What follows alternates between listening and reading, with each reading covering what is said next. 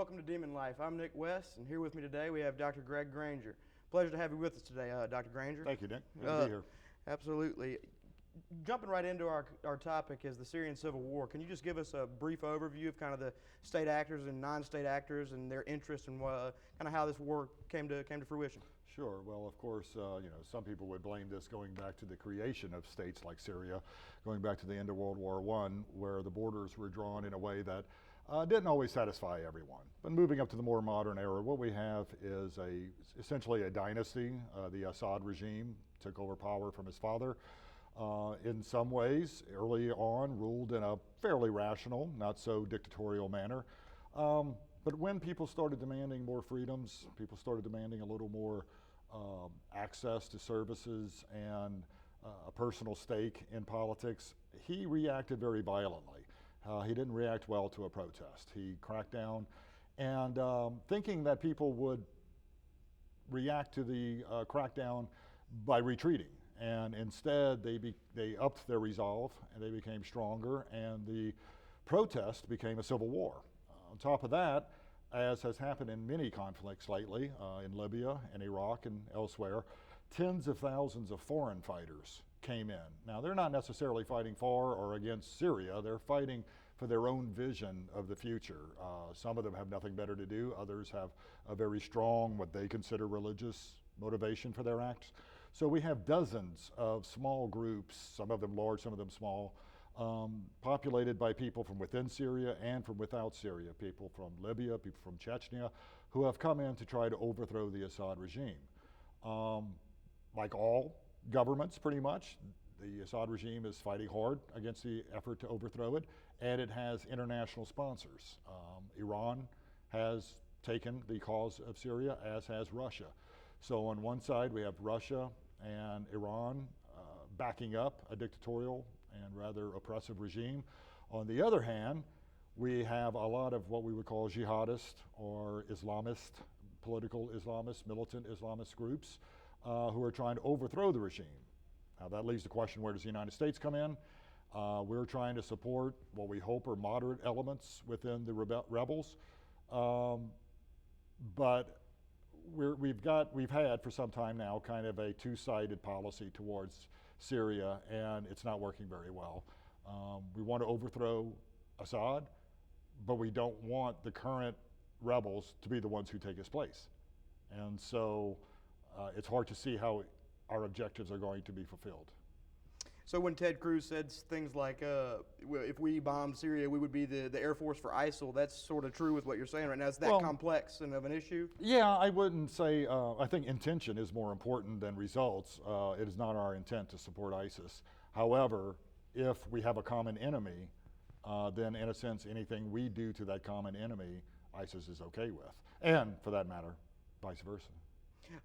Moving on to sort of like we wanted to talk about U.S. foreign policy. You've talked about two-level games. I've taken Dr. Granger's foreign policy class this semester. It's fantastic. It's very thought-provoking and just a very good class for you guys interested in taking a political class. It's great. But thank you. Go into sort of what our grand strategy and what you mean by two-level games when it comes to foreign policy.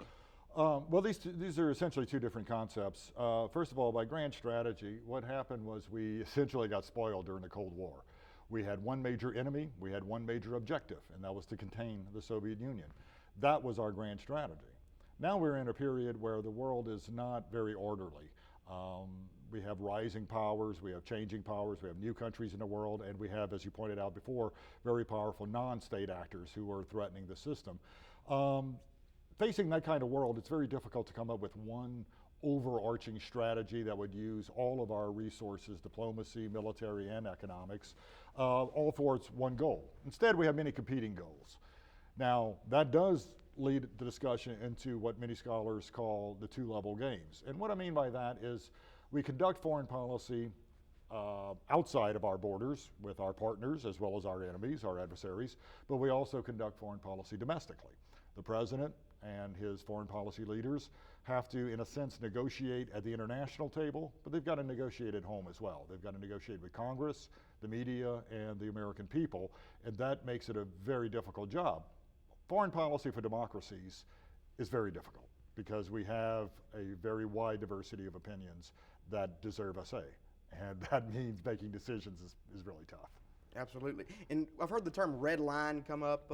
What does that mean? Does that have to do with chemical weapons and why we use cruise missiles? Or Well, it can be applied to just about anything. In this case, the more contemporary use of the word came from President Obama, who surprised some of his advisors who weren't really prepared for this, but in a speech or in a press conference, he said that if the Assad regime of Syria would use chemical weapons on its own people, that would be a red line, which means beyond that point, we have to take action.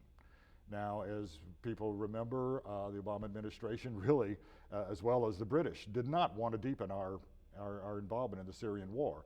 So when chemical weapons were used by Assad, in a sense, we punted. We, first of all, two-level games. Obama went to Congress and said, you authorize me to go into Syria. Congress didn't want to do that. So that's what I mean by the domestic side and the international side. On the other hand, however, on the international side, we worked with Russia. Some people would say allowed Russia to take the lead with the Organization for the Prevention of Chemical Warfare, an international organization of which the United States is a member, to remove as many of the chemical weapons from Syria as possible. A lot was removed, a great deal was removed. Obviously not all of it. So the question now becomes, what are the red lines for the Trump administration? And on the one hand, he did send cruise missiles in response or retaliation for the use of chemical weapons. So the question becomes, will he do that again? Or are there other red lines? Chemical weapons is a very generic term for a multitude of chemicals and weapons. So when the administration drops what we call a barrel bomb full of chlorine bleach, is that a chemical weapon? Well, the answer is yes. Fact is, they've dropped thousands of them.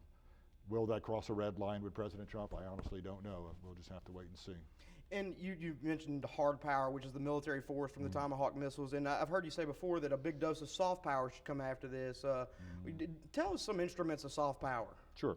Well, again, just to summarize quickly, as you said, hard power refers to the use of force or the threat of force, which is often very effective. Soft power is the use of more attractive or sometimes cultural, sometimes economic means to attract people to your side rather than simply try to deter or compel them to do something. So, for example, my idea, as you mentioned, you heard me say at a conference a week or so ago, was I think we should have followed up the cruise missile strikes with writing a check for several $billions to places like Jordan, places like Egypt that have taken in a great number of Syrian refugees. Since we're not going to take any more in, I think it's incumbent of us. And what that would have done was really robbed both the Assad regime and the jihadists from the notion that the United States is just bombing to exercise power, to prove that we can, and that we're ultimately anti-Islam. ISIS has killed far more Muslims than we have, or at least percentage-wise, and we need to, in a sense, attract the Muslim world to our principles, not to convert them, but to simply show we have a lot in common. We don't want people like Assad ruling us, and neither do many of them. And so soft power, again, what we call smart power, Joseph Nye, the scholar, says is the combination of hard power and soft power into the right mix at the right time. So I think bringing on the cruise missiles attack with a donation to help refugees, plus maybe some more work through the United Nations and other international organizations to try to help these people, and maybe work towards a political settlement of the war. All of that would have been the application of smart power rather than just hard power. We didn't do that. It doesn't look like we will. The president's budget outline calls for a pretty massive cut in foreign aid. So the application of soft power in the near future remains very questionable. That's fantastic stuff. I've heard you talk about the multilateral sort of approaches that you were talking about. It seems that we, unilaterally strike in Syria, but we're not really open to multilaterally going and approaching this conflict. That's true, but the fact is there's some reason for that, and multilateralism is very difficult. Doesn't mean it shouldn't be tried, but the fact is we have tried, and Russia and or China has vetoed every effort to bring the Syrian conflict into the Security Council. So sometimes you're left with no choice is the basic view there. I'm sorry, that's all the time we have Okay. for today, Dr. Granger. I appreciate you coming today. Anytime. I'm Nick West, and thank you for joining this edition of Demon Life, y'all. Stay positive and proactive, Natchitoches.